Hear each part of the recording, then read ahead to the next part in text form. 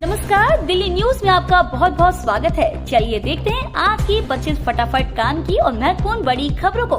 पर इससे पहले वीडियो को लाइक करना बिल्कुल ना भूलें। मार्च में माफ कर दूंगा पानी के बिल, केजरीवाल ने कर दिया बड़ा वादा। आम आदमी पार्टी के राष्ट्रीय संयोजक और दिल्ली के पूर्व मुख्यमंत्री अरविंद केजरीवाल ने दिल्ली की जनता से बड़ा वादा कर दिया है।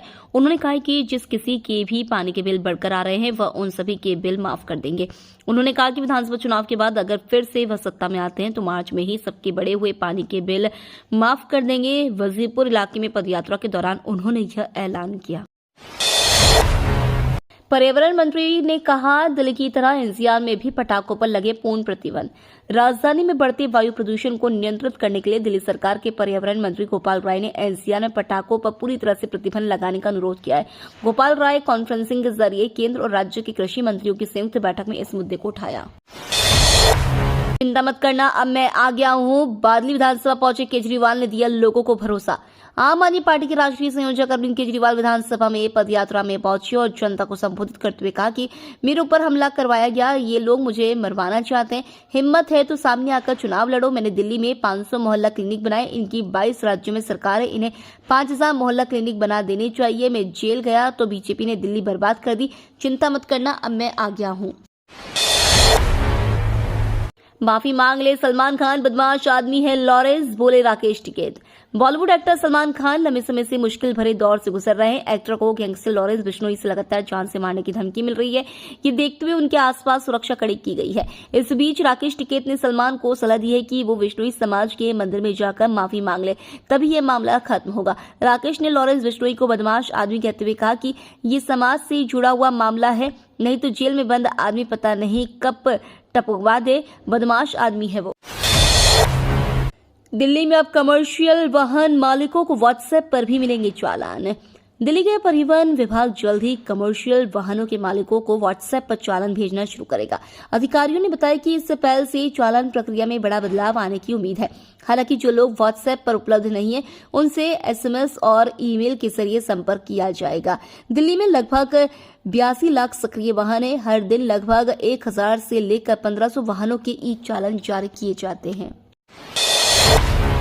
दिल्ली जाने वाली ट्रेनों में पार्सल लोडिंग छठ तक बंद। रेलवे ने छठ पूजा को ध्यान में रखते हुए पार्सल लोडिंग पर अस्थायी रूप से रोक लगा दी। 30 अक्टूबर से 6 नवंबर तक दिल्ली के स्टेशनों पर पार्सल की लोडिंग नहीं होगी।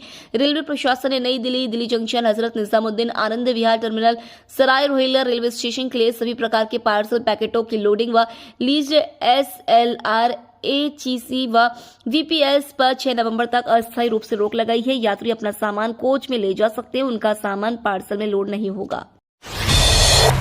दिल्ली में दिवाली तक बड़ा जल संकट, 60 से ज्यादा इलाकों में नहीं आएगा पानी। दिल्ली में दिवाली तक 60 से ज्यादा इलाकों में पानी की सप्लाई नहीं होगी। इन इलाकों में रहने वाले लोगों को त्योहारों पर जल संकट का सामना करना पड़ सकता है। दिल्ली जल बोर्ड ने इस संबंध में सूचना जारी की है। दिल्ली जल बोर्ड ने एक सूचना जारी कर कहा है कि दिवाली तक दिल्ली के 60 से ज्यादा इलाकों में पानी की सप्लाई बंद रहेगी। इन इलाकों में पूर्वी दिल्ली, उत्तर पूर्व दिल्ली के अलावा दक्षिण दिल्ली और NDMC के कुछ इलाके शामिल हैं। दिल्ली के डॉक्टरों ने कबूतरों को दाना खिलाने पर हुए बैन का किया समर्थन। दिल्ली में डॉक्टरों ने पक्षियों की अधिक आबादी से होने वाली बीमारियों की संभावनाओं को देखते हुए MCD के प्रस्ताव का स्वागत किया, जिसमें कबूतरों को विशेष स्थानों पर खाना खिलाने पर प्रतिबंध लगाने की बात की गई है। नगर निगम कबूतरों की बीट से सैल्मोनेला, ई कोली और इन्फ्लुएंजा जैसी बीमारियों से बचाव के लिए निर्णायक कदम उठा सकता है। दिल्ली की हवा फिर दम घुटू, 3 इलाकों में AQI 400 पार। राष्ट्रीय राजधानी दिल्ली में हवा एक बार फिर दम घुटू हो गई है। केंद्रीय प्रदूषण नियंत्रण बोर्ड के मुताबिक रविवार शाम को दिल्ली का औसत वायु गुणवत्ता सूचकांक 356 रिकॉर्ड किया गया है। इसे बेहद खराब श्रेणी में रखा जाता है। बीते 24 घंटे के भीतर ही AQI में 101 अंकों की बढ़ोतरी दर्ज की गई है। शनिवार को यह 255 पर रहा था। ANI की रिपोर्ट के मुताबिक लोगों का कहना है कि बढ़ते प्रदूषण से अब उन्हें घुटन सी महसूस हो रही है। भारत का फॉरेक्स रिजर्व पहली बार $700 अरब के पार। भारतीय अर्थव्यवस्था के लिए एक अच्छी खबर आई है। देश के विदेशी मुद्रा भंडार ने रिकॉर्ड तोड़ दिया है। खबरों के अनुसार 27 सितंबर को समाप्त हुए सप्ताह में भारत का फॉरेक्स रिजर्व $700 अरब के पार चला गया। यह पहली बार हुआ है। इसमें $12.58 अरब का उछाल आया। यह आंकड़ा रिजर्व बैंक ऑफ इंडिया ने जारी किया है। लोक गायिका शारदा सिन्हा की तबीयत बिगड़ी, दिल्ली एम्स की आईसीयू में भर्ती। बिहार की प्रसिद्ध लोक गायिका शारदा सिन्हा को तबीयत बिगड़ जाने के बाद गंभीर हालत में दिल्ली स्थित एम्स की आईसीयू में रखा गया है। जानकारी के अनुसार कुछ दिनों से उनकी तबीयत खराब चल रही थी। पिछले एक सप्ताह से उनको खाने पीने में काफी समस्याएं आ रही थी, जिसके बाद उनको इमरजेंसी वार्ड में लाया गया। जान लें कि हाल ही में उनके पति का ब्रेन हेमरेज से निधन हो गया था। शारदा सिन्हा छठ महापर्व के गानों के लिए मशहूर है। राहुल गांधी ने मोदी सरकार पर संवैधानिक संस्थाओं का पतन करने का लगाया आरोप। कांग्रेस ने मोदी सरकार पर संवैधानिक संस्थाओं का पतन करने का आरोप लगाया है। कहा कि इस कारण भाई भतीजावाद और भ्रष्टाचार बढ़ा है। सेबी जैसी संस्थाओं में गड़बड़ी हो रही है, जिससे अर्थव्यवस्था को गहरी चोट पहुंच रही है। लोकसभा में विपक्ष के नेता राहुल गांधी ने कहा कि संवैधानिक संस्थाओं पर हमला सबसे ज्यादा खतरनाक है। इससे देश की अर्थव्यवस्था में भ्रष्टाचार जड़ जमा रहा है और देश के विकास का आधार खोखला हो रहा है। दिल्ली में बैन के बावजूद पटाखा फोड़ने को तैयार बैठी जनता। देश की राजधानी में पटाखों की बिक्री और उन्हें चलाना प्रतिबंधित है।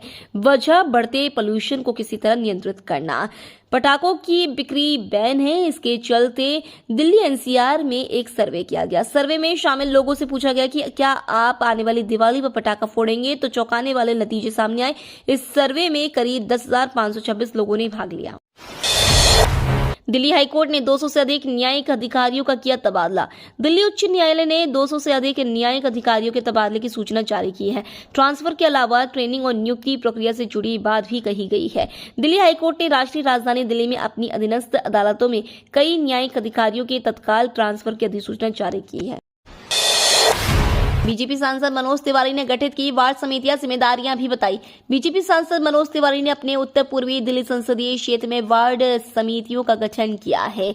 इन समितियों में पार्टी कार्यकर्ताओं और स्थानीय लोगों को शामिल किया गया। इसका उद्देश्य लोगों की शिकायतों का प्रभावी निवारण सुनिश्चित करना है।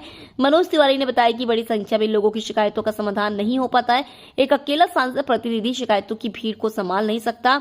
अक्सर ऐसी शिकायतें आती हैं कि सांसद प्रतिनिधि जनता की शिकायतों पर ध्यान नहीं दे रहे, उन्हें सिर्फ सीमित संख्या में ही लोगों की चिंता रहती है।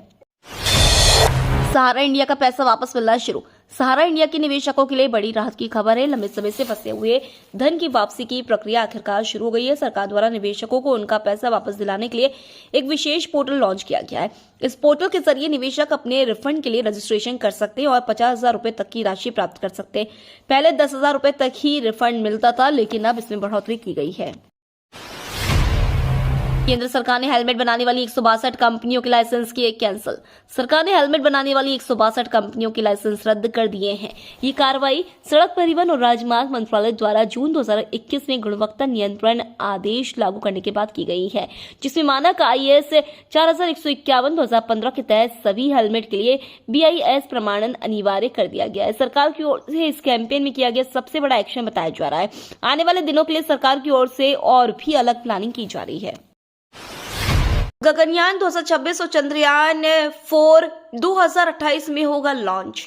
इसरो प्रमुख एस सोमनाथ ने आगामी अंतरिक्ष मिशनों की समय सीमा का खुलासा किया है। उन्होंने बताया कि इसरो साल 2026 में मानव युक्त अंतरिक्ष मिशन गगनयान लॉन्च करने की योजना बना रहा है। वहीं चांद से सैंपल लेकर आने वाले मिशन चंद्रयान 4 को साल 2028 में लॉन्च किया जाएगा। इसके साथ ही एस सोमनाथ ने कहा कि चंद्रयान 5 मिशन जापान की अंतरिक्ष एजेंसी JAXA के साथ मिलकर पूरा किया जाएगा।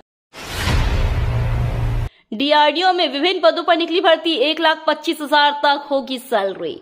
Defence research and development organisation ने विभिन्न पदों पर आवेदन आमंत्रित किए हैं। इन पदों पर कॉन्ट्रेक्चुअल बेसिस पर 1 साल के लिए भर्ती किया जाएगा, जिसकी समय सीमा परफॉर्मेंस के आधार पर 3 साल तक बढ़ाई जा सकती है। रिटायर्ड ऑफिसर या जो विज्ञापन जारी होने के डेट से 3 महीने के अंदर केंद्र सरकार या स्वायत्त निकाय से रिटायर होने वाले हैं, वह इन पदों पर आवेदन कर सकते हैं। DRDO इस रिक्रूटमेंट के जरिए 21 पदों पर भर्ती करेगा।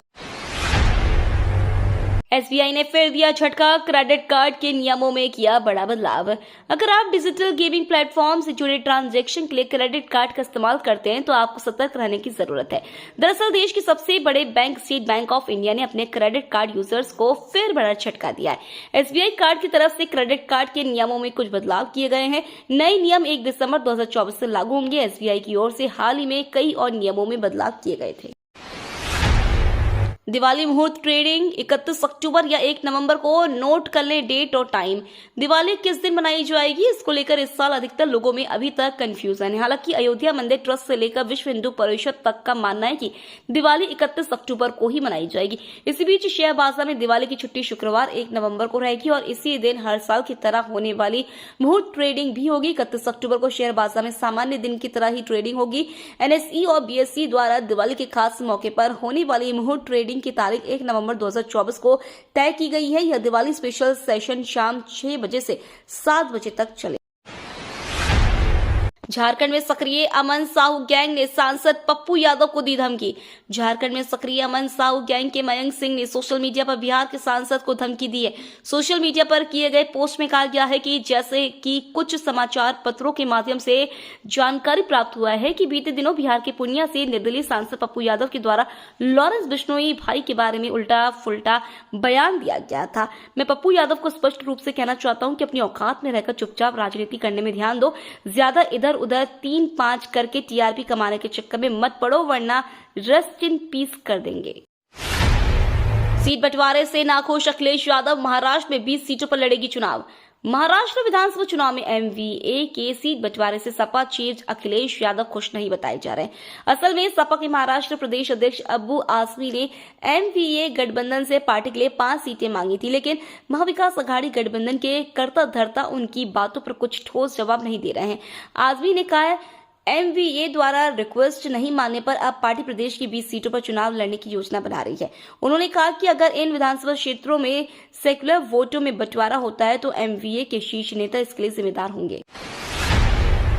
शक्तिकांत दास लगातार दूसरे साल बने दुनिया के top banker. RBI governor Shaktikanta Das दुनिया के टॉप सेंट्रल बैंकर चुने गए हैं। शक्तिकांत दास को सेंट्रल बैंक रिपोर्ट कार्ड 2024 में एक बार फिर A+ ग्रेड मिला है। ये लगातार दूसरा वर्ष है जब उन्हें विश्व स्तर पर शीर्ष केंद्रीय बैंकर का दर्जा दिया गया है। आरबीआई गवर्नर को यह अवार्ड अमेरिका के वॉशिंगटन डीसी में ग्लोबल फाइनेंस ने दिया है। पीएम मोदी ने बताया डिजिटल अरेस्ट से बचने का तरीका। मन की बात के 115वें एपिसोड में पीएम मोदी ने डिजिटल अरेस्ट से जुड़ा एक ऑडियो सुनाया। इसके बाद उन्होंने कहा कि डिजिटल अरेस्ट का शिकार हर वर्ग के युवा हो रहे। डिजिटल अरेस्ट करने वाले लोग आपके बारे में सारी जानकारी इकट्ठी करके रखते हैं और आपको डराकर आपसे पैसे ऐंठ लेते हैं। उन्होंने इससे निपटने के लिए 3 चरण बताए। रुको, सोचो और एक्शन लो। ऐसा करके आप खुद को बचा सकते हैं। ये तो थी आज की बड़ी खबरें। रोजाना ऐसी ही सबसे पहले अपडेट पाने के लिए चैनल को सब्सक्राइब करना बिल्कुल ना भूलें। धन्यवाद।